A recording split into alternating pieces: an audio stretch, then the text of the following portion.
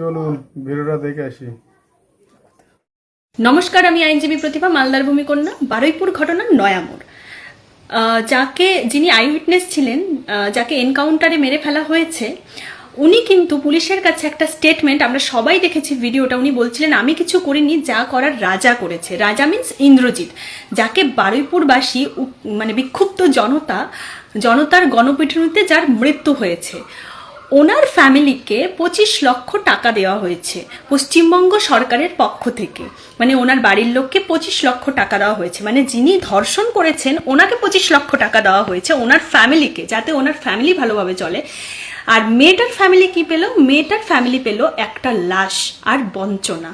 গোটা পশ্চিমবঙ্গবাসী মাথায় রাখবে যে একটা সময় যখন প্রাক্তন মুখ্যমন্ত্রী রেপ নিয়ে বলেছিলেন 10 লক্ষ টাকা দিতে পারি বা আপনারা উৎসবে ফিরুন, এই কথার জন্য আমরা গোটা পশ্চিমবঙ্গবাসী একটা সরকার চেঞ্জ করে দিয়ে নতুন সরকার নিয়ে আসলাম। এখন নতুন সরকার আবার ধর্ষণকারীর ফ্যামিলিকে দিচ্ছে 25 লক্ষ টাকা। আর যে মেয়েটির সাথে এত নোংরা জঘন্য ঘটনা ঘটলো, সেই মেয়েটি পেল একটা লাশ, সেই মেয়েটির পরিবার পেল একটা লাশ, মেয়েটিকে হারালো, আর তার সাথে পাচ্ছে এত বঞ্চনা। অ্যান্ড তার সাথে আবার ওনাদের রুলিং গভর্নমেন্ট বলছে, রুলিং গভর্নমেন্টের কিছু মানুষ, মানে দিলীপ ঘোষের মতো মানুষ বলছে সংখ্যালঘু মেয়ে মরেছে তার জন্য কেন এত গায়ে জ্বালা ধরছে। বা তিলোত্তমার মায়ের মতো পানিহাটির এমএলএ যে কাকিমা, উনি আবার বলছেন যে আমার মেয়ের ঘটনার সাথে এই ঘটনার কোনো মিলই হতে পারে না, আমার মেয়ে হসপিটালের মধ্যে সেফ জোনে ছিল, তার মানে কি বাড়ির বাইরে কোনো মেয়ে গেলে তাকে রেপ করা হবে? তার মানে সব মেয়েই বাড়ির ভেতরে থাকবে? আর কাকিমার যখন মেয়ের সাথে এরকম হয়েছিল তখন কাকিমা কোথাও বাড়ি বাড়ি গিয়ে বলেনি আমার মেয়ের সাথে এরকম হয়েছে তোমরা রাস্তায় নামো, কাউকে গিয়ে বলতে হয়নি। আমাদের মধ্যে বিবেক কাজ করেছিল, আমরা নিজেরা রাস্তায় নেমেছিলাম, বৃষ্টির মধ্যে ভিজে ভিজে বলছিলাম উই ওয়ান্ট জাস্টিস। কিন্তু আজকে কাকিমা মানে 2 মাস হলো এমএলএ হয়েছেন, আর 2 মাসে আপনার ভোল পাল্টে গেছে। আপনি নিজেকে একটা এমন ভাব দেখাচ্ছেন, মানে আপনার মতো জঘন্য নোংরা মহিলা আর একটাও হয় না পশ্চিমবাংলার বুকে। আপনি তিলোত্তমার মা, আপনাকে বলতে লজ্জা করে। তো এই হচ্ছে আমাদের পশ্চিমবঙ্গের এই মুহূর্তের অবস্থা। ধর্ষণকারীকে 25 লক্ষ টাকা ধর্ষণকারীর ফ্যামিলিকে দেওয়া হচ্ছে, আর যিনি ধর্ষিতার ফ্যামিলি এখনো পর্যন্ত আরো 3 জনকে কিন্তু এনকাউন্টার করা হয়নি, মানে 3 জন এখনো বিচার পায়নি, মানে ধর্ষিতার ফ্যামিলি এখনো বিচার পায়নি। ওই 3 জনকেও যদি সেমভাবে এনকাউন্টার করা হয় তবেই আমি মানবো যে হ্যাঁ সত্যিকারের পশ্চিমবঙ্গে বিচার পেয়েছে।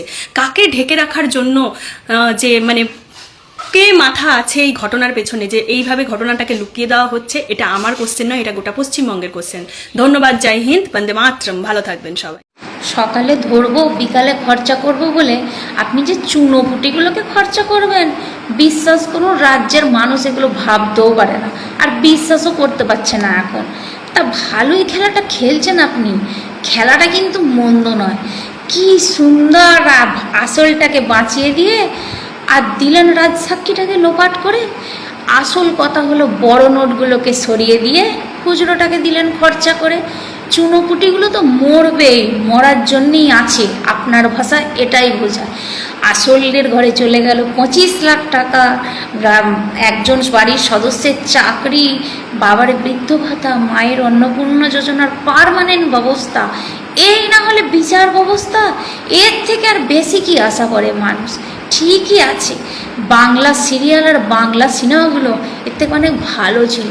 কোথায় ছিলেন আপনি এতদিন? আপনার মনে এত দয়া মায়া ছিল? এ তো দেখছি পিসির থেকেও ওপরে আপনি। এখন বুঝতে পারছি ওই চটি পিসি আমাদের তখন 10 না দিয়ে 25 দিলে আপনার মতে বিচারটা ঠিক হতো। ঠিকই আছে, রাজ্যের মানুষ যতদিন অন্ধ বোবা কালা সেজে থাকবে, বিচার ব্যবস্থা এই রকমই থাকবে। আমি আর কি করতে পারি? আপনি যেমন চালাবেন রাজ্যের মানুষ সেরকম চলবে, আমিও চলবো। মানুষ যতদিন না জাগবে বিচার ব্যবস্থা ঠিক এই রকমই থাকবে। একদম সঠিক বিচার দিয়েছেন।